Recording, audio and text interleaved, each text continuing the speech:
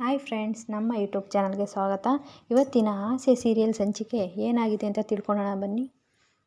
ಸಂಚಿಕೆಯ ಶುರುವಿನಲ್ಲಿ ಮೀನಾ ಮತ್ತು ಸೂರ್ಯ ಮಾತಾಡ್ತಾ ಇರ್ತಾರೆ. ಮೀನಾ ಅವರು ಹೇಳ್ತಾರೆ, ಮೊದಲಿಗೆ ಆ ನೋವುಗಳನ್ನ ಖಾಲಿ ಮಾಡಿ ಬಿಸಾಕಿ, ಆ ಜಾಗದಲ್ಲಿ ಎಂಥ ಮಾಲಿನ್ಯನೇ ಇರಲಿ ಸ್ವಚ್ಛ ಮಾಡಿ ಕುತ್ಕೋತೀನಿ, ಸ್ವಇಚ್ಛೆಯಿಂದ ಜೊತೆಗಿರ್ತೀನಿ ಅಂತ ಮೀನಾ ಅವರು ಸೂರ್ಯ ಅವ್ರಿಗೆ ಹೇಳ್ತಾರೆ. ಆಗ ಸೂರ್ಯ ಅವರು, ಏನೇ ಹೇಳಲಿ ಮೀನಾ, ನಾನು ಕೆಟ್ಟ ಹಣೆ ಬರಹಕ್ಕೆ ಯಾವ ಹೆಸರು ಕೊಟ್ಟು ನಾಮಕರಣ ಮಾಡಲಿ ಹೇಳು ಅಂತ ಕೇಳ್ತಾರೆ. ನಾನು ಹುಟ್ಟು ಒಂದು ಸಂಸಾರ ಸುಖನ, ಒಂದು ಸಂಬಂಧನೇ ದೂರ ಮಾಡ್ತು ಅನ್ನೋ ಸತ್ಯನ ನಾನು ನಿನಗೆ ಯಾವ ಬಾಯಲ್ಲಿ ಹೇಳಿ? ಅಮ್ಮ ಅಮ್ಮ ಅಂತ ಕೂಗೋ ದಿನಗಳು, ನನ್ನ ಅಪ್ಪನಿಂದ ದೂರ ಆದ ಘಟನೆಗಳು, ನನ್ನಿಂದ ಆಮೇಲಾದ ಗಲಾಟೆಗಳು, ಅದಕ್ಕೆ ಸಾಕ್ಷಿಯಾದ ಸಾವಿರಾರು ಕಣ್ಣುಗಳು, ಅದನ್ನೆಲ್ಲ ಹೇಳ್ಕೊಳ್ಳೋ ಶಕ್ತಿ ನನಗಿಲ್ಲ ಮೀನಾ ಅಂತ ಹೇಳ್ಬಿಟ್ಟು ಸೂರ್ಯ ಅವರು ತುಂಬಾ ಅಳ್ತಾ ಇರ್ತಾರೆ. ಆಗ ಮೀನಾ ಅವರು, ಹುಟ್ಟೇ ಗೊತ್ತಿಲ್ಲದಿರುವ ಕರ್ಣನೂ ಒಂದು ಇತಿಹಾಸ ಇದೆ. ಇದೇ ರೀತಿ ಆ ಇತಿಹಾಸ ಅವ್ರನ್ನ ಒಬ್ಬ ದೊಡ್ಡ ವ್ಯಕ್ತಿಯನ್ನಾಗಿ ಮಾಡಿದೆ. ಕೆಟ್ಟವನು ಅಂತ ಅನಿಸ್ಕೊಂಡಿದ್ದ ರಾವಣನೂ ಸಹ ಒಂದು ಇತಿಹಾಸ ಇದೆ. ಅವನು ಮಹಾಶಿವಭಕ್ತ ಅಂತ ಹೆಸರು ಕೂಡ ಇದೆ. ಮಳೆನ ಮೋಡಗಳು ತನ್ನಲ್ಲೇ ಬಚ್ಚಿಟ್ಕೊಂಡಿರ್ತವೆ ಹೇಳಿ.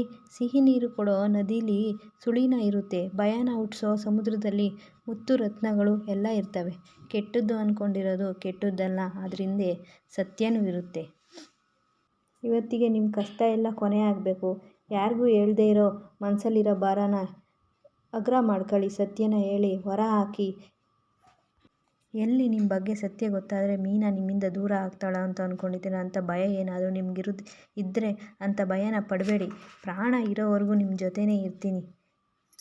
ಹೇಳಿ, ನಿಮ್ಮಿಂದ ಯಾರಿಗೆ ಅಪಾಯ ಆಗಿತ್ತು, ಯಾವ ಕಾರಣಕ್ಕೆ ನಿಮ್ಮ ತಾಯಿ ನಿಮ್ಮಿಂದ ದೂರ ಮಾಡಿದರು ಅಂತ ಮೀನಾ ಅವರು ಹೇಳ್ತಾರೆ. ಆಗ ಸೂರ್ಯ ಅವರು, ಪಾಪ ಕಣೆ ಮೀನಾ, ನಾನು ಪಾಪ. ಆಗ ಮೀನಾ ಅವರು, ಪಾಪ ಅಂತಲೇ ಗೊತ್ತಿರಲಿಲ್ಲ, ಆ ಸಮಯದಲ್ಲಿ ಆಗಿರೋ ಘಟನೆಗಳು ಬಿಡಿರಿ ಅಂತ.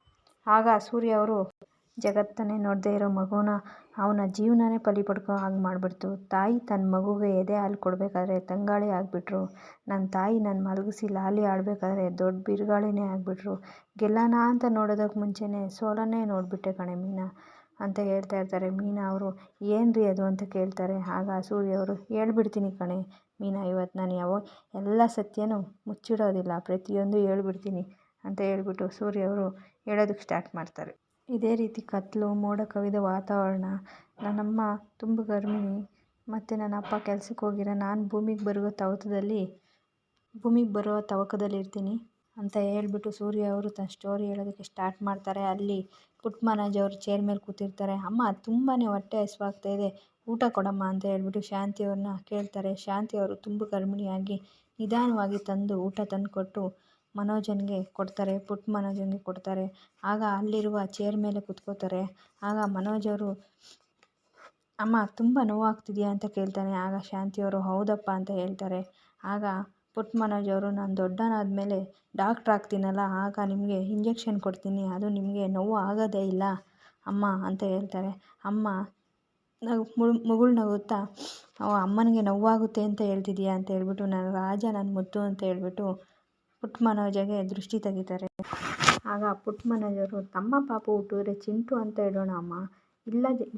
ಇಲ್ಲ ಪಾಪು, ಜಾತಕದಲ್ಲಿ ನಮ್ಮ ಮನೆ ದೇವರು, ಜಾತಕನೇ ನಮ್ಮ ಮನೆ ದೇವರು, ಜಾತಕ ಪ್ರಕಾರ ಯಾವ ಹೆಸರು ಬರುತ್ತೋ ಆ ಹೆಸರು ಮಾತ್ರ ಇಡೋಣ ಅಂತ ಹೇಳ್ತಾರೆ ಶಾಂತಿಯವರು.